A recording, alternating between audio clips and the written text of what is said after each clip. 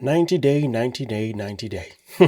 Let's not even waste any time, folks, because this one here is nothing but a usual calamity.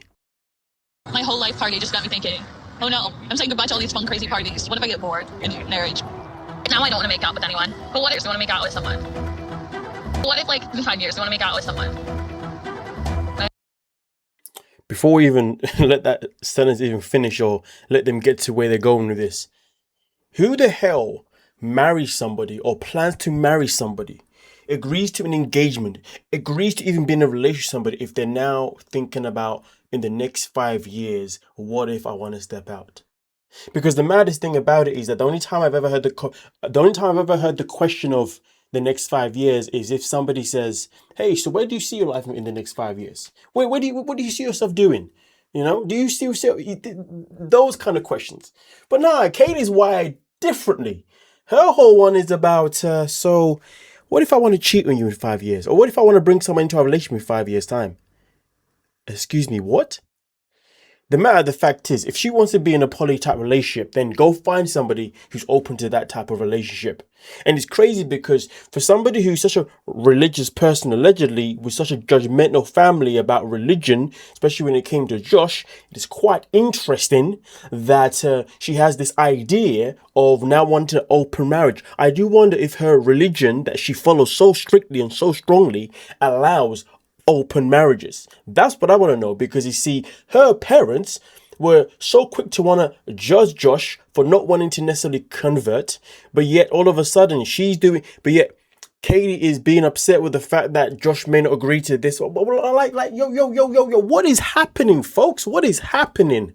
But we can't make sense out of stupidity, simply moving mad. I know you're my person, but I just crave the chase. Thanks for that. I know you're my person, but I just crave the chase. I don't know how that makes sense. How can you tell me that I'm your person, but you crave the chase? I think maybe the sounds blur there, but if she says that the only way we're getting married is for me to agree to an open relationship, I already know the answer, and the answer's no. Now this is where we're really going deep, folks. Why the F are you lying? The signs have been there since day one. If you was ever going to say no to anything, it would have been no, I don't want to be with you. No, I'm not going to leave the UK to come and live with you. The answer would have been no to every single thing that this girl has done in your life. But you've never said no to anything. So the fact that he wants to sit there and tell us that apparently he's now reality ready to recognize that staying in this relationship is nothing but simply moving mad is absolute BS. Honestly, this guy must really think that we are fools. At least I know I'm not. Where does this come from? This is completely blindsided me. That me and Josh will get into old patterns, especially with sex. I'm worried that it'll be boring and then I'll feel unfulfilled.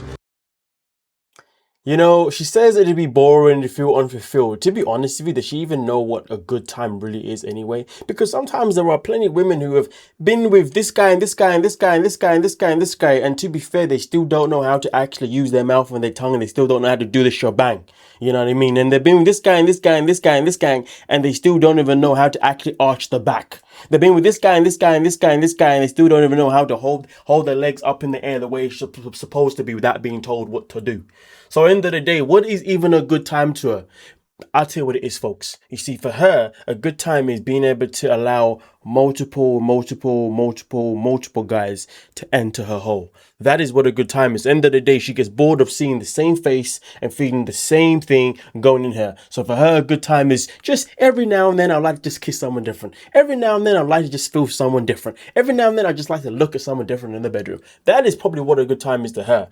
So really and truly, for her to sit there and say that, oh, it's boring with Josh, I don't think it's necessarily due to his lack of skills in the bedroom. I think it's just due to the fact that she enjoys having numbers in the bedroom. And if that's the case, I also asked the question, so why the hell are you getting married to Josh? A man that doesn't accept this type of lifestyle that you want. You basically want a swingers lifestyle. So go get it. Ha! But of course, because she's moving mad, she's not really ready to recognize that she needs to go elsewhere. Or am I moving mad? Let me know your thoughts, please. All right, right now, I want you to be. Oh, I'm hoping you're open-minded in the future. I'm not getting married into an open relationship. I need. Buddy, shut the F up. Yes, you are. We all know you're not walking away from this woman. Like, and I miss the taste so much, and I really, really, really want to make out with people. And then what do we do? You eagerly and like kind of desperately wanted to be in a non-monogamous relationship. It just, that kind of thing just doesn't really enter my mind. You know what the maddest thing is as well, folks? Let's not forget a very, very key thing. This woman has multiple times kissed other people, even a woman, and she then made him go to her birthday party with a guy that she went away with to Germany to do this running thing or whatever. A guy that she clearly slept with, clearly done God knows what, whilst with Josh. She then put him in a position where she was like, well, he's my friend, so he has to come. And he still hasn't walked away. He still has not walked away. It's kind of like you're just giving me the finger. Nah, the problem is that you're not giving yourself the finger. That is the problem, buddy. That is the problem. You need to look in the mirror and really have a conversation with yourself about how you value yourself. That is the grand scheme, folks. That is the grand scheme of it, ladies and gentlemen. But now we're going to move on to the next one. This one here is all about Marissa and Edward. If one day you decide to do something wrong to me and cheat on me, it's your loss, not mine. I think that there's just a time and a place for deeply emotionally rooted conversations, and now it's just not the time. And it's frustrating that he just can't pick up on when it's This is the most interesting thing when it comes to Edward. Honestly, I'm starting to feel not like Marissa, but each time this man actually opens his mouth, I'm just like, you know what, you're better off not speaking, to be honest with you. So these two have had a good few weeks. That's what they said at the very beginning of the episode. They've had a good few weeks of getting along. He's even been joining her fitness classes. They've been going for a really nice patch. So therefore, they decided to celebrate by going out for a nice meal. A nice little cheeky date. Okay, lovely idea. And then all of a sudden, he decides to use this moment to bring up something about if she was to cheat on him because he's insecure. His insecurity is because of what happened last episode regarding the fact that he found that she had a phone call or a text or whatever from a guy that was a sexual interest in the past, a love interest in the past. So now all of a sudden, even though there's been weeks gone by where everything's been good, he still has it on his mind because his insecurities are getting to him. So therefore, he chooses this moment to bring up this conversation. That is a wild thing. If you've got an insecurity, folks, you're bringing it up when you actually have it. You don't let it fester and then bring it up at a time that's just wild. Don't get me wrong. I don't believe that there is a wrong or right time, but then sometimes there are kind of like blatant times. And for me, the fact that he's left it a week, he addressed the issue before, then it's gone quiet. They've gotten on, and then all of a sudden he now wants to bring it up again. I don't understand. This doesn't make any sense, to be honest with you. But let's continue. It's appropriate to get into these deep conversations. Talking about this, you start blowing your eyes, have an attitude to me. It's a stupid conversation. It's not stupid because you say that. It's Lower your voice. Lower your voice. I mean, listen, I know obviously Marissa's been ridiculed for this. Ever since this little part of the trailer came out last week and last episode, people have been calling her out for this, reaction of her being like, lower your voice.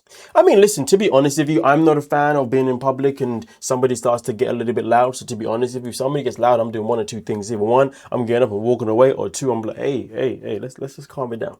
Let's just calm it down. You see what I'm saying? Of course, her approach is definitely a bit more like, who the hell do you think you're talking to? And I can see why people would obviously be feeling a certain type of way of her obviously addressing herself the way she has. So could she have done this in a better way? Absolutely. But at the same time, though, I will say this, though. She did try originally to de-escalate the conversation by saying, listen, this isn't the time and place. Let's just, have a good time. We'll talk about this later.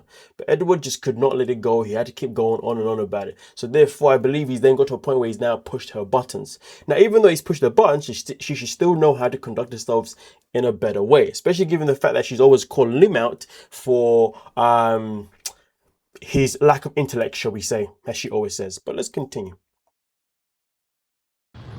I need you to understand, I trust you. I don't trust the other person. I need a break.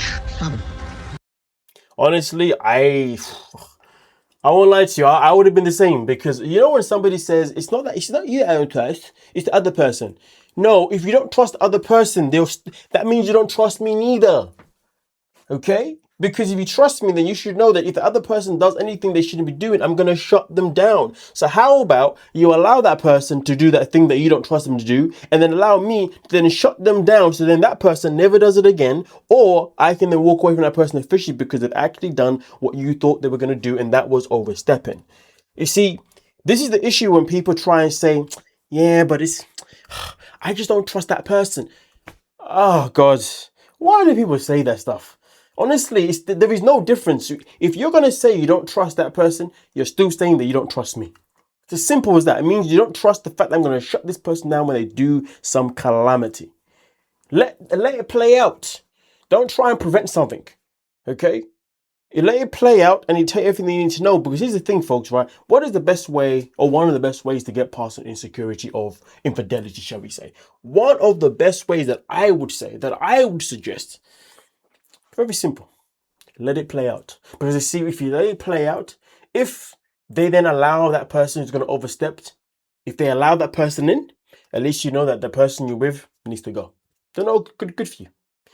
If that person tries to obviously overstep and then your person says no, at least you know your person is loyal to you. Either way, you get your answer. But you trying to prevent it doesn't give you an answer. It just creates and leaves insecurity there. Because you see, if you allow it to play out and they say no, then you now know that you can trust them, and therefore your conscience is clear. You don't have to think about it anymore. Not conscious, but now your mind is clear. You don't have to think about it anymore. But if you try and prevent something time and time again, that means in your mind, you're always going to be thinking about, oh, but what if this did happen though? But this could still happen because I haven't been proven that it's not going to happen just yet. So more of the story is let it bloody play out. And then at least you know whether or not you can trust that person or not. And most importantly, you can also know whether you're moving mad because you're too busy carrying insecurities from potentially a past situation.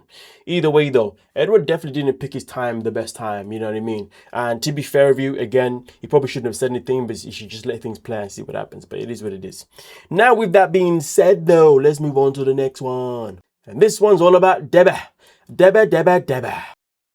I don't like the pretense of a perfect relationship because I think it's bull. No, but you technically don't have to do this. This is like.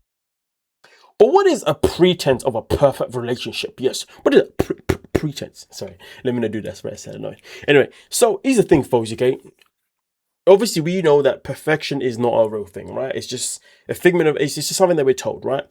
But can something at least feel perfect? Yes, it can at least feel perfect. But how does it feel perfect? Well, it's just very simple. It means that when you're with somebody, it means that your imperfections, they fill in your imperfections, and you fill in their imperfections. And then it also means that yes, you're gonna have disagreements. Yes, you're gonna have certain things you don't agree with. But it's also about how you handle those situations. If you're able to go into disagreements and handle them in a respectful way, then at least you know you have that balance within your relationship. So therefore, it gives you that perfection feeling. But if you're in a relationship where none of those things happen or anything else that's done that's crazy, then you know that you're in a relationship that does not feel perfect. So if it doesn't feel perfect, therefore you should bounce. So the question is, Debbie, does your relationship feel like it's perfect? Does it feel like you two filling each other's imperfections?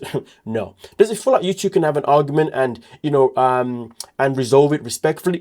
No. So really and truly, what the hell are you talking about? The last chance. It's never too late to change your mind. You know that, but he's my person. Frustrating to hear that my friends still have concerns. He's my person. Okay, please elaborate on that, please. Ladies and gentlemen, we are still waiting for Debbie to elaborate what she means by saying that, yes, that he is her person. I need to know. Please, ladies and gentlemen, I need to know this right now. Debbie, can you please elaborate for the audience? Can you please elaborate for the people on the back? Hello, Debbie, what?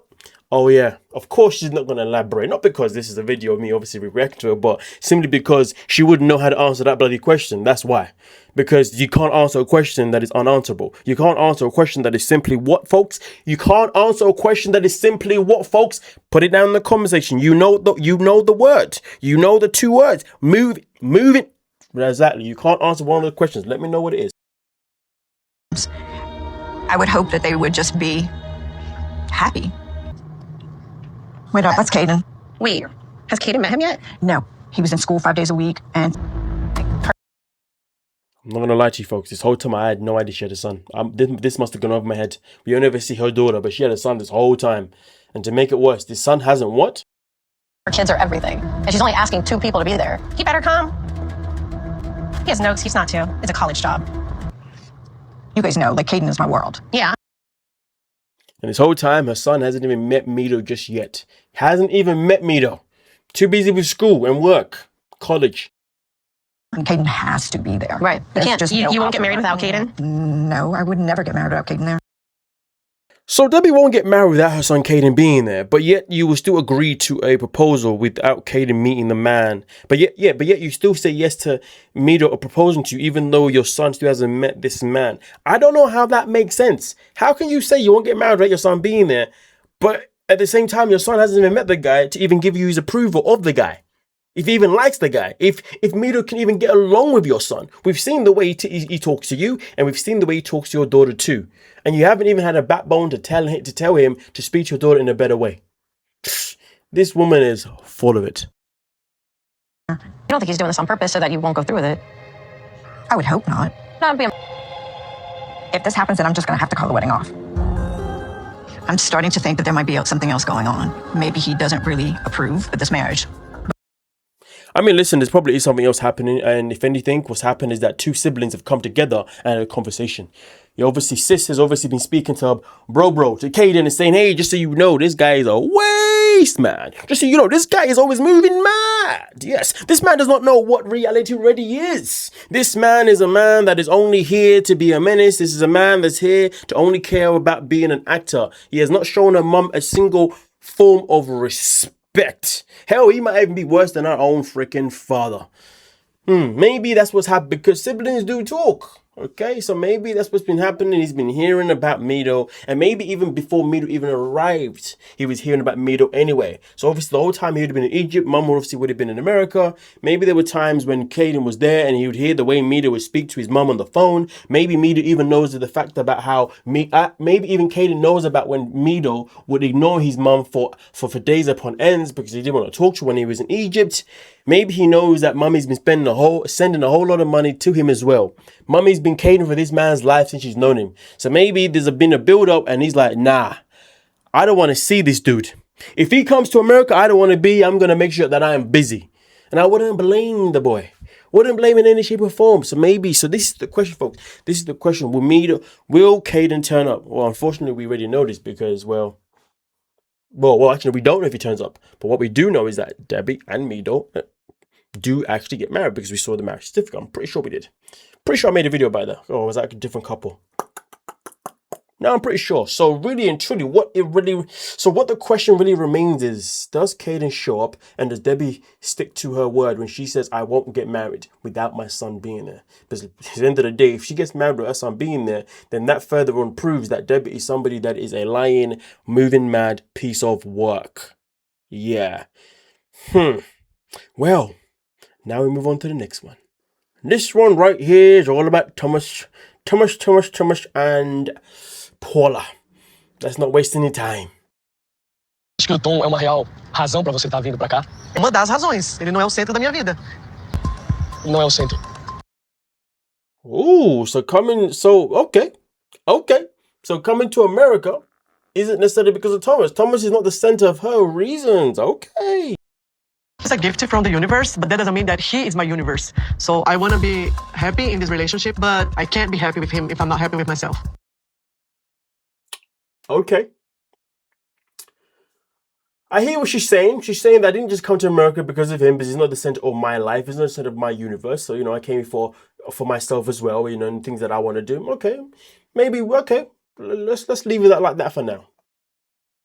Vida consolidada no Brasil, empresária. Sim. Será que isso que tá passando na sua vida vale a pena no Brasil colocar em jogo aqui, nesse casamento? É uma resposta que a gente só vai saber com o tempo.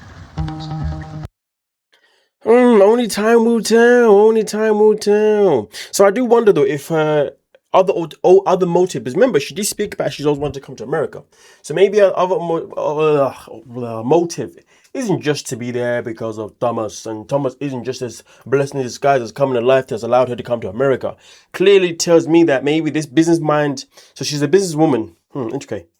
She's obviously got plans that she always wanted to always do in America. And Thomas just happened to come in her life and now the door has been opened. So therefore she has jumped at it. Because really and truly, right, I do believe that she's probably in America more for herself rather than less for Thomas. Why? Because these two, I have not seen a single scene where these two are happy. Every scene they are complaining at each other. Absolutely at each other's throat. Can somebody please ask me, please tell me, not ask me, please tell me, when have you noticed any positive chemistry between the two? But anything that I have noticed is literally two people going back and forth at each other. It has been nothing but miserable watching these two. I think there's been 2 weeks in a row now of talking about it because it's just a rinse and repeat about perfumes and whatever other calamity these two be complaining about. So the question that I have for you folks is, do you think that Paula is in America more for herself or more for Thomas? What is really the driving force behind her making the decision to leave everything that she had that was so solid in Brazil to be in America with a man that she barely even gets along with? And even her family's even questioning him as well. And that's always a interesting statement to add. Give me your thoughts, folks. Please do give me your thoughts. Now we're going to be here for the last one. This one right here is all about... what's the name again? Maxwell and Ashia, that's the one. I mean, me and him was talking on yesterday, and I talked about his resume is basically to the U.S. is brand new. Hard to even get jobs, Ashia. And at this point, we don't even know if this guy gonna even be able to come to the U.S. Even in your profession, you interview people, you hire people. Tell me how many times that you've hired people based off other people's recommendation. Or I got a friend, they're a good worker. You interview them and you give them a chance. So you saying you have those connects? I love this bit. I absolutely love this bit. I'm looking at the connect. Me? Yeah, you are the connect. So I'm the one that's supposed to be getting him the job? Broski, you put yourself in that position. You're the one that's literally sat there, literally said that it's very hard to get jobs in America anyway. And then what did she do? She put you in game. She said, well, but don't you employ people though? Friends, family, don't you do that though? Yeah. So why can't you help me out? Yeah. She got him. She got him. But of course he was going to be defiant. I mean, if you're so worried about it, why not? Coming to the U.S., he don't have the skills. He don't have the background. He don't have... And sir, can you please let us know how you know this information? Please let us know how you know that he won't have the skills to want to learn how to do the job that is required at your workplace. To be fair, would I want Maxwell working in the same place as this dude? Absolutely not. It would make Maxwell's life hell. But you cannot say that he doesn't have this, and that.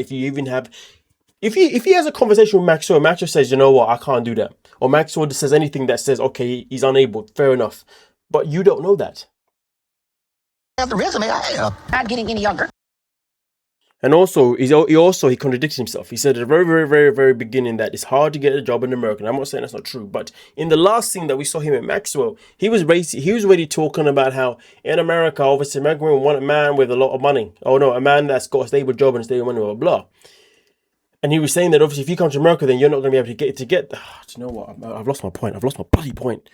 Maybe to come back. I do apologize, folks. So this is what this is. You ready to get knocked up? You just got to tell me. I'm just saying. I just wish you would turn around and hear yourself. I know you just lay on the table, baby. I don't do that now. Oh, baby, I don't do this. One thing I don't do. Oh, baby, I don't do this. One thing I don't do. I don't do no violence. Oh no, baby. We don't do no violence now, baby. Oh man. Hey, baby. Oh man, Ashia's a character. She is a character. Okay, anyways, let me go back to the point I was trying to make before that I completely botched because I'm whatever. So in one scene, he's saying to Maxwell that American women want to have a man that's got a job that is stable. And he's saying that and then in the next scene, he's not saying that, oh, but I can't. But then the next thing he's saying it's hard to get jobs in America. The reason why I feel like it's kind of a contradiction is because you see, you got a guy who wants to come to America to actually work. And I promise you now this, folks, jobs can be hard to find, but jobs are predominantly harder to find when you're not motivated to find a job. And jobs can also be harder to find depending on it depends on the industry that you're looking to work in. So end of the day, for example, if you are somebody who works within the school environment, the school industry, there is a job available every single day. Doesn't matter where you are, there's a job available every single day. Right now, if I wanted to go back to work in the schools, I'd have a job by the end of the week, point blank period. Hell, I would even have a job by tomorrow. All I got to do is go online, sign up with an agency, and then boom, bam, I'm in the school, literally quick as 1, 2, 3. Okay, it's gonna happen. It's gonna happen. Okay, if you're in another industry, you know, like the nursing industry, the doctor's industry, the hospital industry, listen, nurses and doctors are taking time off all the time. You go sign up with an agency right now, you're having work by the end of the week, period. More of the story is that He tried to rule Maxwell out last week by saying to him that obviously in America, you're going to be like a baby, a newborn baby, and you won't be able to get work, blah, blah, blah, blah. But then this week he's saying, oh, his jobs are hard enough to get anywhere in America, blah, blah, blah, blah, blah. Bro, you're talking nonsense. You're just talking for the sake of talking. You just want to put Maxwell in a situation that means that he shouldn't be with your friend. Simple as that. Maybe it's not much of a contradiction per se, but I'm just saying like there's a mismatch in what he's saying here. You can tell what he's saying. He's saying it because he just doesn't like Maxwell. And that is the issue there. But listen, folks, it is what it is. We got to see, obviously, how things develop. But hey, thank you so much for your time, and I'll see you guys in the next one. Peace.